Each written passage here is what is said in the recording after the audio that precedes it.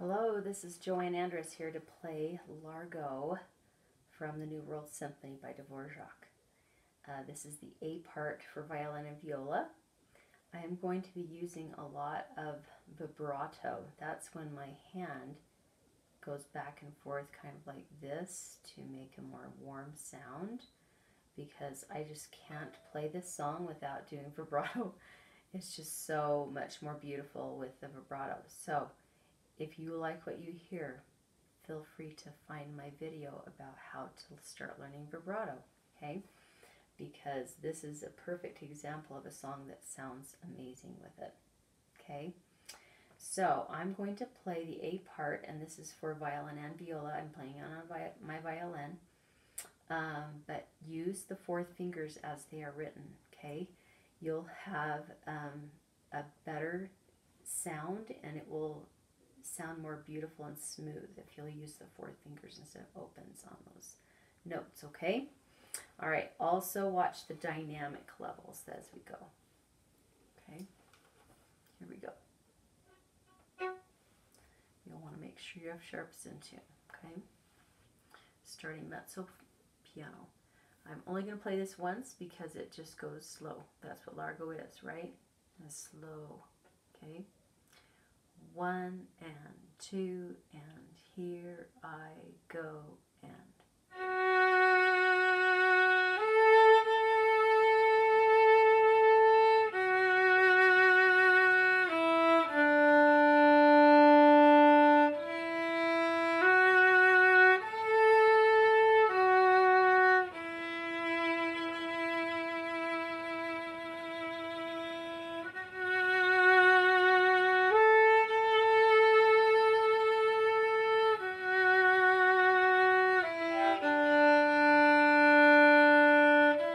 Notice the even versus the uneven rhythms. 2, 3, measure 9.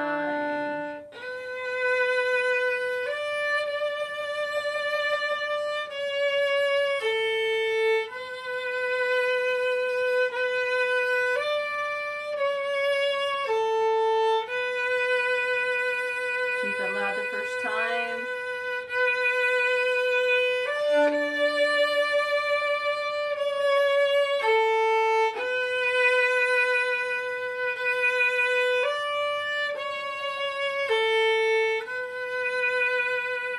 Measure 17.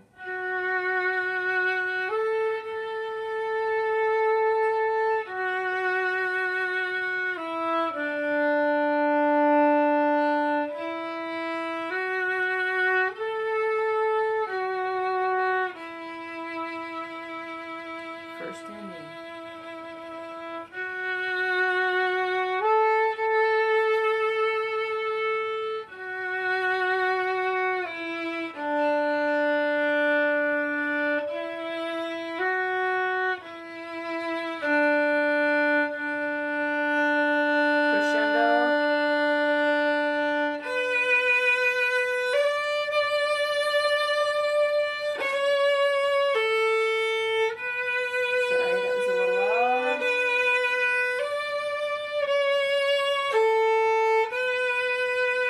Big change coming up.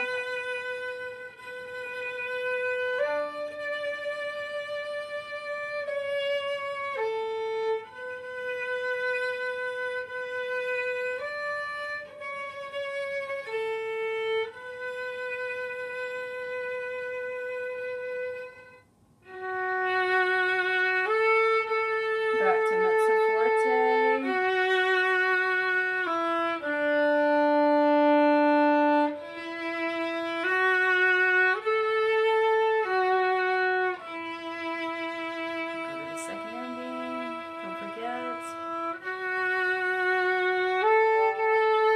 Don't get loud too fast.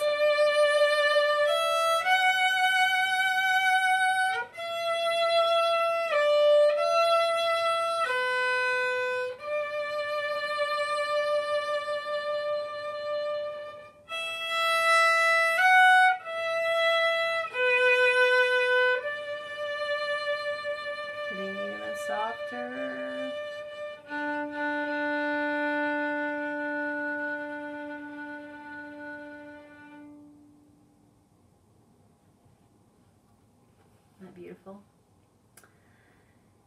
Okay, so big changes, big dynamic differences make this really so much more beautiful. So one of the most important parts of a crescendo is the first part. How softly are you starting your crescendo? Okay, if you start too loud, then you won't have very far to go to get it to your max, where you won't sound very beautiful if you play any louder, right? And so you want to make sure you start really, really quiet. Notice at measure 13 where it goes to 2 Ps, right? Pianissimo. That is where I used almost half of my bow instead of the whole bow. Plus, I was playing closer to the fingerboard. Plus, I was using less pressure. So it's those three things that make your dynamic levels change a lot. Okay? It's pressure, but it's also where do you put your bow? Closer to the fingerboard is going to be not as loud as over the F holes, right? Okay, because the sound is hitting your violin and going off instead of going inside. Okay, and then the other part is how much bow are you taking? All right, so please be careful of the dotted rhythms, 1 and 2 and 3 and 4 and... So when we have the dot, you're actually counting to the next number, right? You know you've done the dot long enough if you've hit the next number, and then the 8th note is the and of that number, okay? And the even quarter notes that follow that. So we have 2 dotted rhythms at the very beginning, right? And then we've got our even slurred quarter notes. Yes, we do. Okay, and then a whole note, hold it, right? So we've got to make sure that we're doing all of those rhythms accurately so we stay together as an orchestra. Okay? All right, enjoy. It's so beautiful. Thank you so much, and learn the vibrato. It makes playing the violin so much more fun and such a warmer, more beautiful sound. And maybe you noticed my little trick.